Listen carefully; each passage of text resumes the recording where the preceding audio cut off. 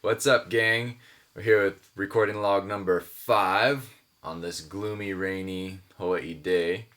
Um, Gonna move on now and talk about tracking the bass. I think I've only done a couple songs with the bass, but I don't envision myself changing what I'm doing. Bass has always been pretty straightforward to record for me. I don't do anything crazy. Um, since it's just a plug-in line out, I'm doing electric bass.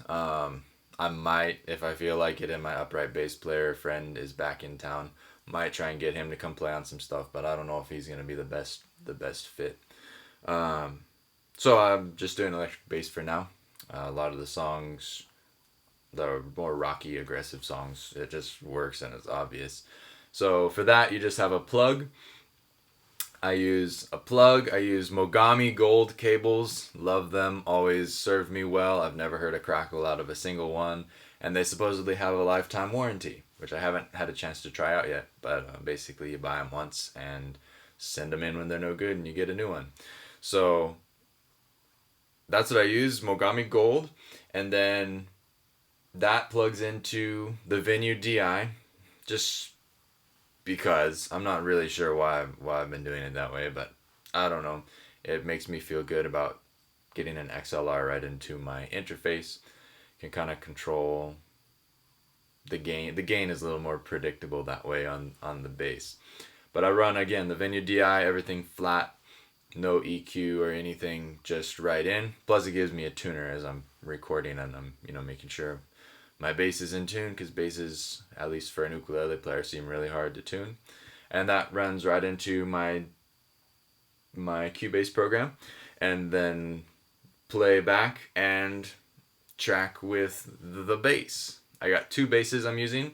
I borrowed a friend's old vintage 70s jazz Fender, which is really cool. He's got nylon plastic wrapped strings on it. They're black, which looks cool, but it's also got a really warm sound. It sounds more like an upright bass than, say, a metal stringed electric.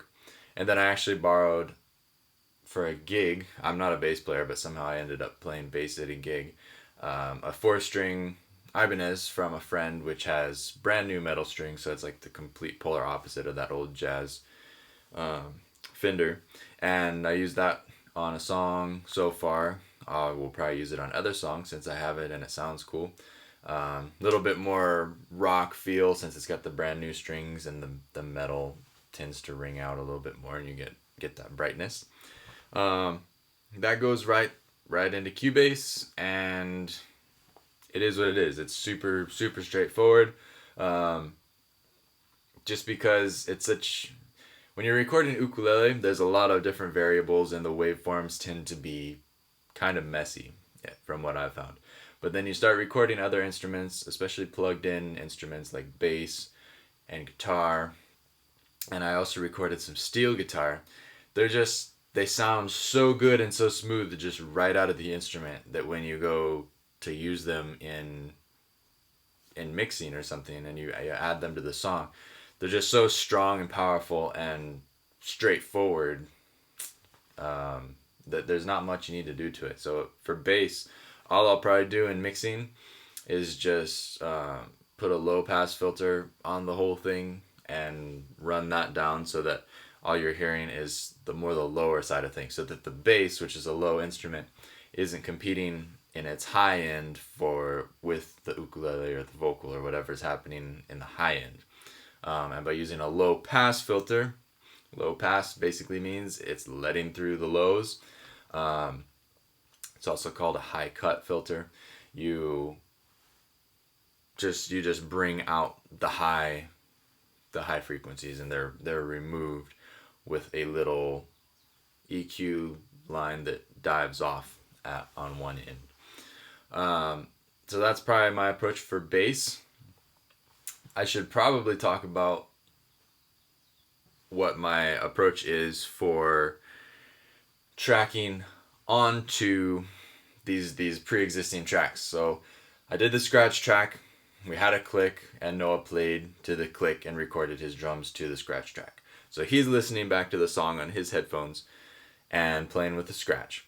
And so now what I'm doing is when I track my ukulele part, which I talked about in the last video, I got my headphones, and I might or might not have the click on, but I'm listening back to the drums, and hopefully without the scratch, I'm able to play all the parts right and remember what the chord changes are and where we're at in the song. Because if you're listening back to the scratch, and since it's a scratch, it's not perfect, and I make a mistake on the scratch track, which I did. I wasn't super anal about making sure the scratches were really super clean. It might confuse me as I'm playing what's supposed to be the real ukulele track. So if I can, I try and remember or remind myself the exact structure of the song with just the ukulele, and I either sing it in my head or count bars in my head or whatever. And I play with just the drums and maybe the click. Going from there, where was I going from there with that? Okay, I remember where I was going with that.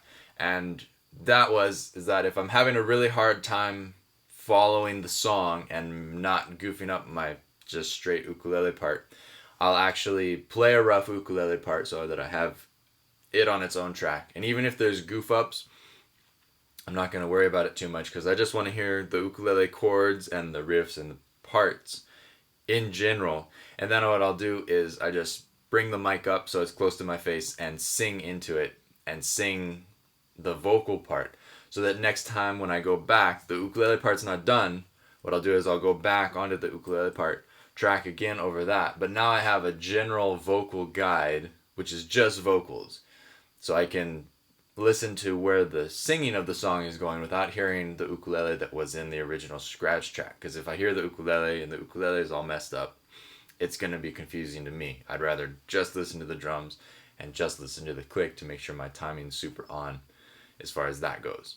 So by adding the vocal track independently, I'll still know where I'm at in the song, and it's a lot easier for me to remember what part goes where when I have that to reference back to. Because most of the time I'm pretty good with, singing the song in my head and remembering what's supposed to go where. But sometimes I can't pull it out. And so for a couple songs so far, I've had to do that trick of doing the rough vocal just by itself to play along with. But that seems to work all right. And then with each track after that, you just listen back, and you're playing along with what you've already recorded. An important thing when you're working in a computer-based recording setup is that by the time the signal goes into the computer and gets processed and recorded onto the tape and then gets sent back out into your headphones, time has passed. Milliseconds of time it takes to make those processes in the computer. So what you get is what they call latency. So if you play along and you do what they call monitoring yourself through the computer, where you actually listen to what is being recorded in through the microphone or in through the plug-in, what you're hearing is delayed. So when you play, if it's bad enough, it'll actually sound like you have delay on your ukulele, and there'll be like a slap back sound, and that's super bad for recording. Super bad for a good performance, because what you're hearing back is a delayed piece of what you're trying to play, and it can be really confusing. So what you do instead when you want to listen to yourself, my interface, and most interfaces should have it, is a way to direct monitor. Because electricity and audio signals travel at the speed of light, as far as I know, through the wires that they go through. And when you have an interface, if your ukulele is being plugged right into the interface, or your mic is plugged right into the interface, instead of monitoring by sending through the cable to the computer, processing, and then coming back out, what you can do instead is monitor from the mic and then right back out of the interface via the headphone jack. And how you do that is there's, at least on my interface, there's a knob that mixes between playback and input.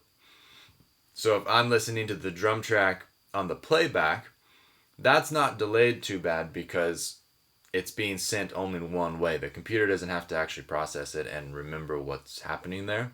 It can just send it, okay, here's what's playing right now. Boom, it goes right to the output of the headphones on the interface.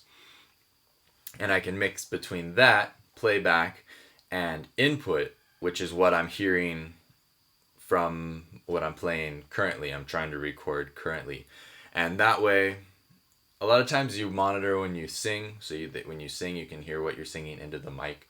Um, that way, you're hearing, that speed of light response coming from your mic into the interface and then back up into your headphones, and the one-way recording signal is still going into the computer. But again, since it's only going one way, it can happen fast enough that it'll get onto the tape and still line up with everything pretty well.